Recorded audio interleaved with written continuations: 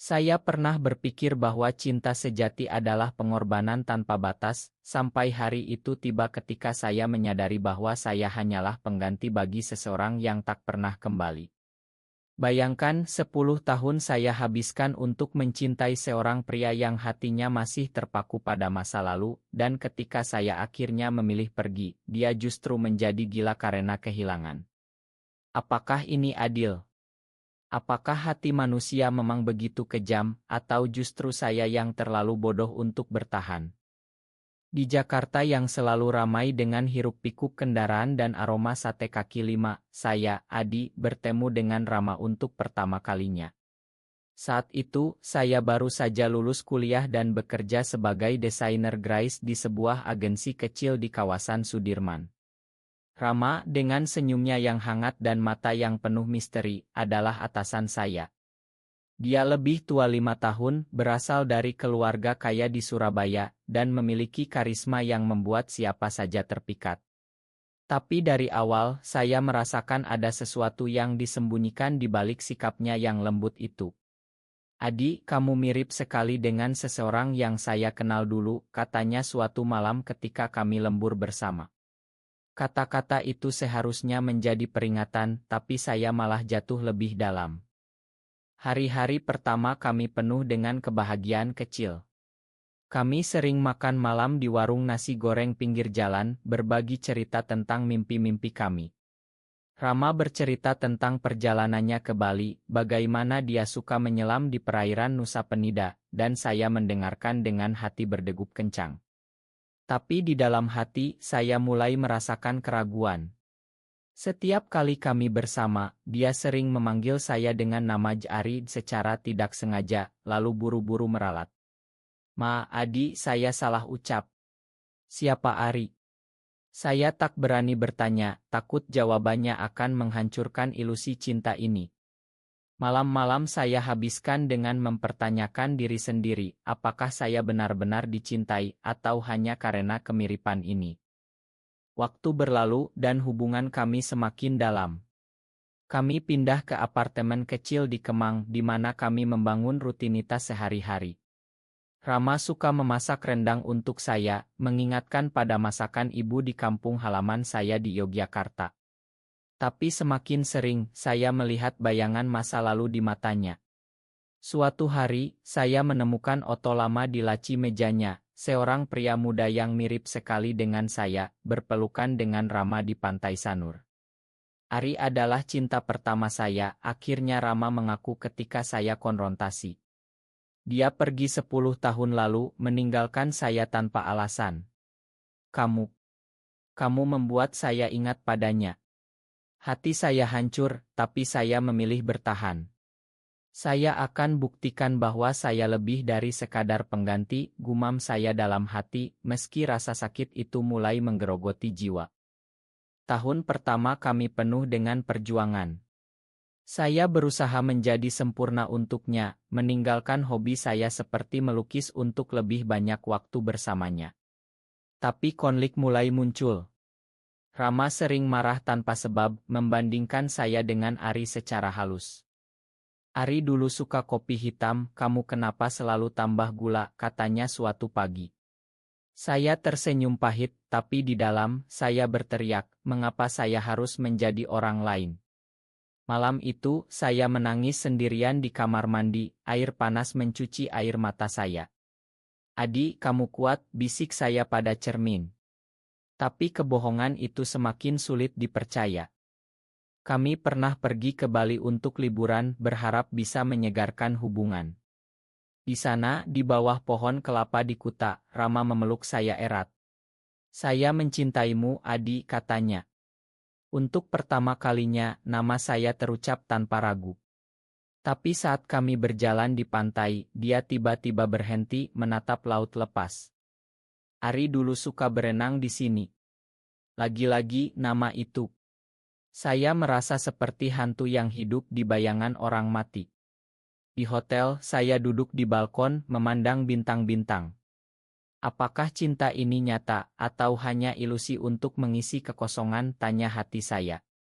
Rama tidur nyenyak di dalam, tapi saya tak bisa memejamkan mata, terjebak dalam pusaran emosi. Kembali ke Jakarta, rutinitas kembali. Saya promosi di kantor, tapi Rama mulai sibuk dengan bisnis keluarganya. Kami jarang bertemu dan ketika bertemu argumen kecil sering meledak. "Kamu berubah, Adi.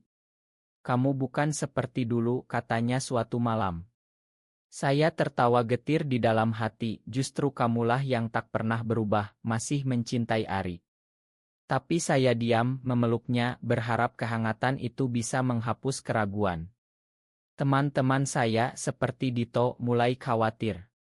"Adi, kamu layak dapat yang lebih baik," katanya saat kami minum kopi di Kaya Senopati. Saya menggeleng, saya mencintainya. Tapi di dalam, saya mulai meragukan, apakah pengorbanan ini pantas. Tahun kedua, kami menghadapi badai pertama. Rama jatuh sakit, demam tinggi karena stres kerja. Saya merawatnya siang malam, meninggalkan pekerjaan saya. Saat dia sembuh, dia berjanji akan lebih baik. "Terima kasih, Adi. Kamu adalah segalanya." Kata-kata itu menghangatkan hati saya, tapi tak lama, dia kembali ke pola lama. Saya menemukan pesan lama di ponselnya, pesan ke Ari yang tak pernah terkirim, "Aku masih menunggumu." Hati saya seperti ditusuk. Malam itu, saya berjalan sendirian di jalanan Monas, angin malam menusuk tulang. Mengapa aku bertahan? Apakah aku tak punya harga diri, gumam saya, air mata mengalir tanpa henti. Konflik semakin dalam. Saya mulai mencari tahu tentang Ari. Ternyata Ari adalah mantan Rama yang pergi ke Australia untuk kuliah dan tak pernah kembali. Mereka bertemu di universitas di Bandung, cinta pertama yang penuh gairah. Saya merasa seperti pencuri, mencuri tempat yang bukan milik saya. "Adi, mari kita bicara," kata Rama suatu hari. Kami duduk di ruang tamu, cahaya lampu redup. "Saya tahu kamu tahu tentang Ari. Tapi sekarang kamu yang saya cintai." "Bohong," pikir saya. "Matamu masih mencarinya di wajahku." Tapi saya mengangguk, memeluknya, meski hati saya mulai retak. Waktu terus berlalu, dan saya semakin tenggelam dalam peran pengganti ini. Teman-teman menjauh, keluarga khawatir. Ibu menelepon dari Yogyakarta, "Adi, pulanglah. Kamu terlihat lelah." Saya bohong, saya baik-baik saja, Bu. Tapi di dalam, saya berteriak minta tolong. Rama, di sisi lain, semakin bergantung pada saya. "Jangan pernah tinggalkan saya, Adi," katanya setiap malam. Ironis, karena dia yang tak pernah benar-benar hadir untuk saya. Saya mulai menulis jurnal, menuangkan semua emosi, rasa cinta, sakit, dan kebingungan. Apakah ini akhirnya? Atau awal dari kehancuran? Tahun ketiga, kami merayakan ulang tahun hubungan di restoran mewah di Tamrin. Rama memberi saya cincin, simbol komitmen. "Ini untuk kita," katanya. Saya tersenyum, tapi di dalam, saya bertanya, untuk kita, atau untuk mengikat bayangan Ari. Malam itu, kami berdansa lambat, tapi pikiran saya melayang. "Adi, apa yang kamu pikirkan?" tanyanya. "Tidak ada," jawab saya. Tapi sebenarnya, saya memikirkan kebebasan. 10 tahun bukan waktu singkat untuk menjadi bayangan seseorang. Setiap hari, saya bangun dengan harapan bahwa Rama akan melihat saya sebagai Adi, bukan Ari. Tapi harapan itu semakin pudar. Di tahun keempat, konflik mencapai puncak ketika Ari tiba-tiba muncul kembali. Dia kembali ke Indonesia untuk bisnis dan menghubungi Rama. "Ari mau bertemu," kata Rama dengan suara gemetar. Saya merasa dunia runtuh. "Kenapa? Apa artinya saya bagimu?" tanya saya, suara saya pecah. Rama memeluk saya, "Ini hanya penutupan masa lalu." Tapi di mata saya, itu pengkhianatan. Pertemuan itu terjadi di Kai di Menteng. Saya diam-diam mengikuti, bersembunyi di meja pojok. Melihat mereka berbicara, tertawa seperti dulu, hati saya seperti terbakar. Ari, dengan wajah yang mirip saya tapi lebih percaya diri, menyentuh tangan Rama. Rama tak menolak. Malam itu saya pulang sendirian menangis di kamar. Mengapa aku masih bertahan? Apakah aku masokis, gumam saya pada bantal basah. Rama pulang larut berbau parum asing. Ma, Adi. Itu tak berarti apa-apa. Bohong, pikir saya. Semuanya berarti. Hubungan kami retak. Argumen menjadi rutinitas. Kamu selalu curiga, bentak Rama. Karena kamu memberi alasan, balas saya. Di dalam hati, saya berperang, cinta atau harga diri. Saya mulai menarik diri, menghabiskan waktu dengan hobi lama, melukis di Taman Cikini. Lukisan saya penuh warna gelap, mencerminkan jiwa yang terluka. Dito, teman saya, datang. Adi, tinggalkan dia. Kamu pantas bahagia. Saya menggeleng, tapi benih keraguan tumbuh.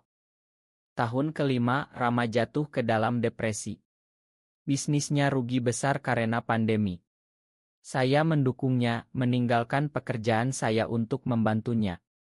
Kami pindah ke rumah sederhana di Bogor, berharap udara segar bisa menyembuhkan.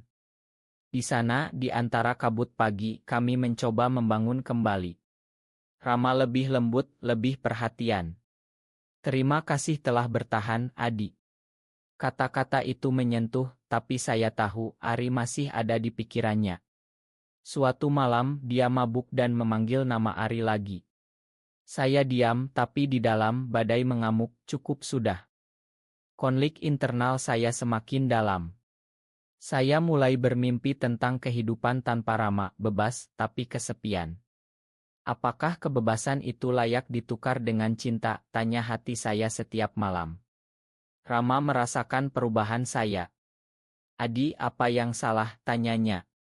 Saya tersenyum palsu, tidak ada.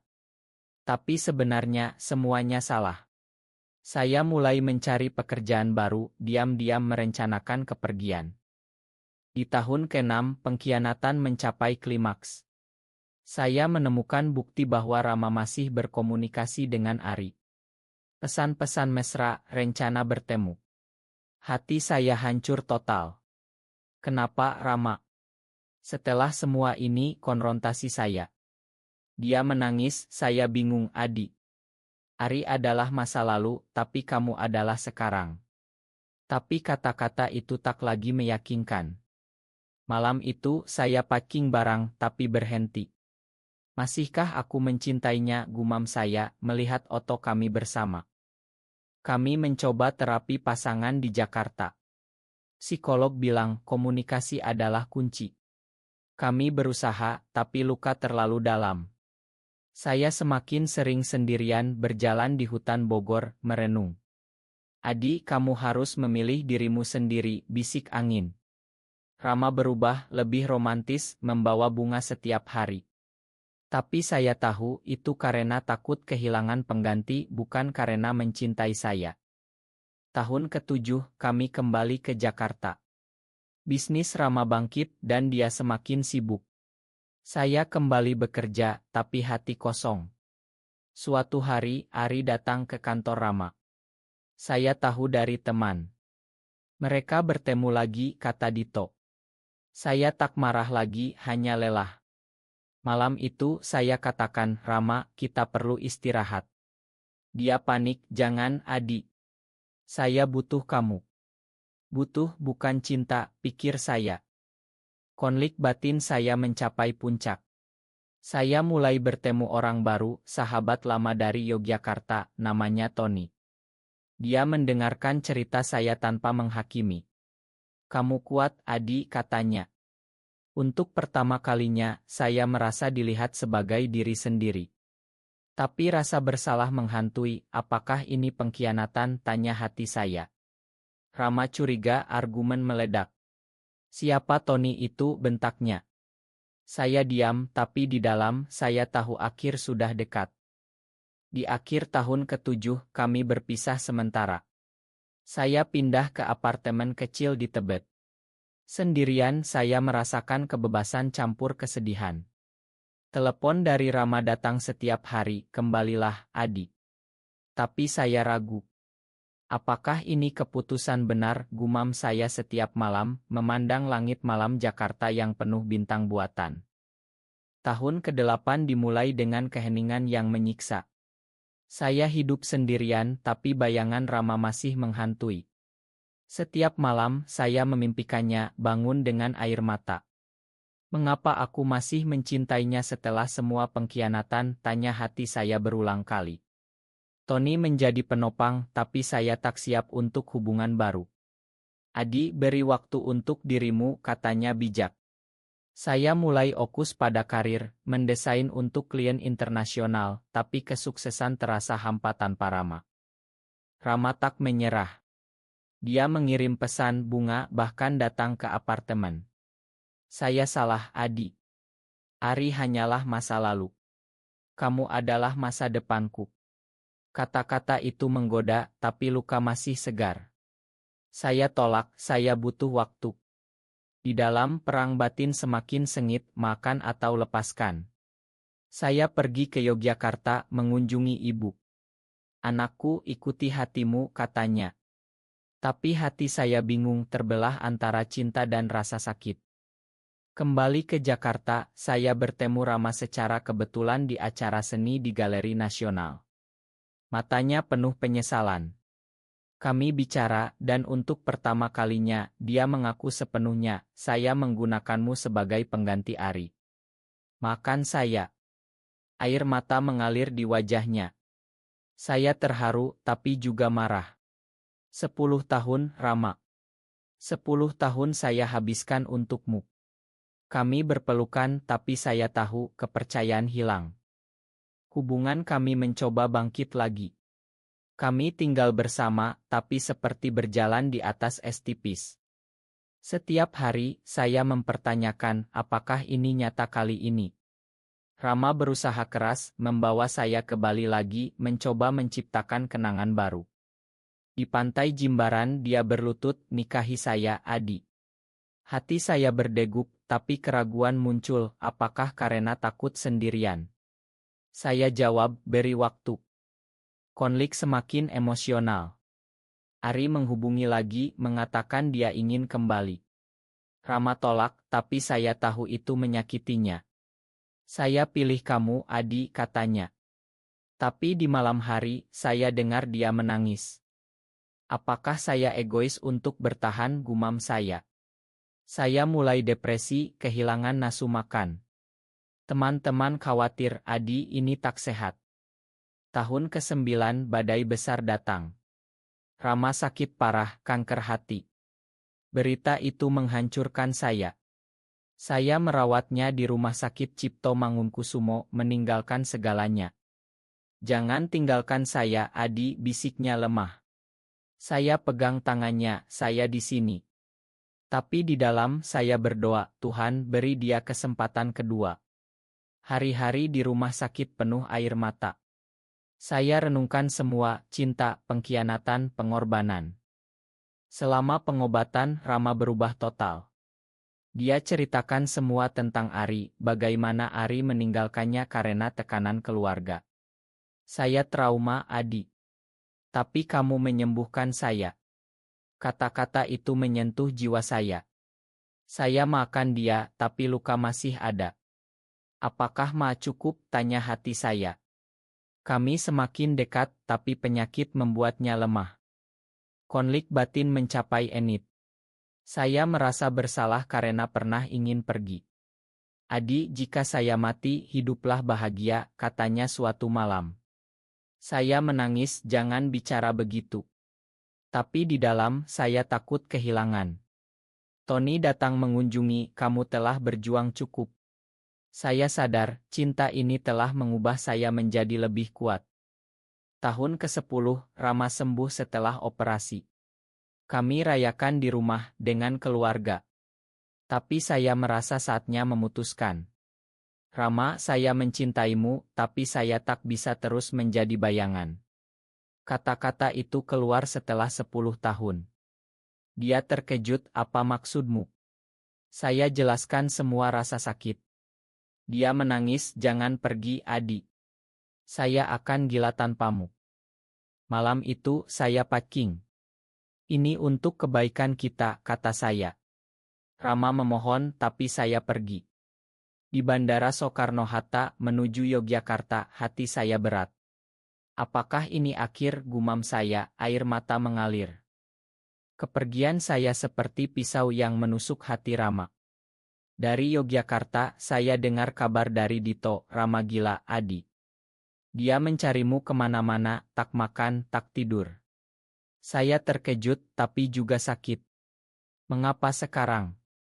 Setelah 10 tahun, tanya hati saya berulang. Ibu peluk saya, kamu telah berjuang, anakku. Tapi malam-malam saya gelisah, memimpikan Rama yang hancur. Rama menelepon setiap hari, suaranya pecah, kembalilah, Adi. Saya tak bisa tanpa kamu. Saya diam, tapi di dalam perang emosi semakin dahsyat. Apakah saya kejam, gumam saya. Tony sarankan, biarkan dia belajar. Tapi cinta lama bangkit, membuat saya ragu. Saya mulai bekerja di galeri seni di Yogya, melukis emosi saya, lukisan penuh warna merah, simbol darah dan cinta. Bulan pertama, Rama datang ke Yogya. Dia kurus, mata cekung. Adi, makan saya. Saya sadar sekarang kamu bukan pengganti. Kamu adalah satu-satunya. Kata-kata itu menghancurkan tembok saya. Kami bicara berjam-jam di Candi Prambanan di bawah bulan purnama. Saya sakit karena kamu pergi, katanya. Saya menangis, saya juga sakit 10 tahun. Konflik semakin dalam. Saya kembali ke Jakarta bersamanya, tapi dengan syarat, tak ada lagi Ari. Rama setuju, tapi saya curiga. Di apartemen lama, kenangan banjir. Apakah ini kesalahan, tanya hati saya. Rama berusaha membawa saya ke psikolog lagi. Saya akan berubah, janjinya. Tapi pengkhianatan lama menghantui. Suatu hari, saya temukan surat lama dari Ari. Rama jelaskan itu masa lalu. Tapi kepercayaan retak lagi. Argumen meledak, kamu tak pernah berubah, bentak saya. Dia menangis, saya mencoba, Adi. Malam itu, saya tidur di sofa, mempertanyakan segalanya, cinta apa ini yang penuh siksa. Bulan-bulan berikut, kami berjuang. Rama resign dari pekerjaan, fokus pada kami. Kami pergi ke Lombok, mencoba liburan romantis. Di pantai Senggigi, kami berjalan tangan bergandeng. Saya mencintaimu sebagai Adi, katanya. Untuk pertama kalinya, saya percaya. Tapi di dalam, luka masih berdarah. Apakah waktu bisa menyembuhkan, gumam saya. Kembali, realita menghantam. Keluarga Rama tahu tentang kami, menolak. Kamu harus menikah dengan wanita, kata ayahnya. Rama pertahankan, saya pilih Adi. Konflik keluarga menambah beban. Saya merasa bersalah, apakah saya penghancur? Tony telepon, kamu pantas bahagia. Di akhir tahun ke-10, Rama jatuh lagi. Depresi berat karena tekanan. Saya rawat dia, tapi lelah. Adi, Ma telah menyakitimu, bisiknya. Saya peluk, kita sama-sama salah. Emosi memuncak, air mata banjir. Apakah ini akhir bahagia atau tragedi, tanya hati saya. Saya putuskan pergi lagi. Ini untuk kita berdua, kata saya. Rama berlutut, jangan, saya akan gila. Tapi saya pergi ke Bali mencari kedamaian. Di Bali, angin laut meniup luka saya. Saya tinggal di Ubud, bekerja sebagai seniman. Tapi berita tentang Rama datang, dia gila, Adi. Masuk rumah sakit jiwa. Hati saya hancur. Apakah keputusan saya membunuhnya, gumam saya setiap malam, memandang sawah hijau. Tony datang, kamu tak salah. Dia harus belajar sendiri. Rama dirawat di rumah sakit di Jakarta. Saya dengar dari saudaranya, dia memanggil namamu terus. Emosi saya campur aduk, cinta, marah, kasihan. 10 tahun dan sekarang ini, tanya hati saya. Saya kembali ke Jakarta, mengunjunginya. Melihat Rama diranjang, kurus dan lemah, air mata saya jatuh. "Adi, kamu datang," bisiknya. Kami bicara, meski dia lemah. "Saya sadar sekarang, Adi. Tanpa kamu, saya hancur. Bukan karena pengganti, tapi karena mencintaimu." Kata-kata itu menusuk jiwa. Saya pegang tangannya, "Saya juga mencintaimu, tapi kita perlu sembuh." Konflik batin memuncak, kembali atau lepas. Selama kunjungan, saya renungkan semua. 10 tahun penuh drama, pengkhianatan, tapi juga cinta. Apakah cinta sejati harus sesakit ini, gumam saya. Psikolog bilang, kalian berdua trauma. Butuh waktu. Rama berjanji berubah total. Saya putuskan beri kesempatan terakhir. Kami tinggal bersama lagi, tapi dengan batas. Tidak ada rahasia. Rama buang semua barang Ari Okus pada kami. Hari-hari penuh emosi, tertawa, menangis, berpeluk. "Terima kasih telah kembali," katanya setiap pagi. Tapi ujian datang lagi. Ari muncul, ingin bertemu Rama.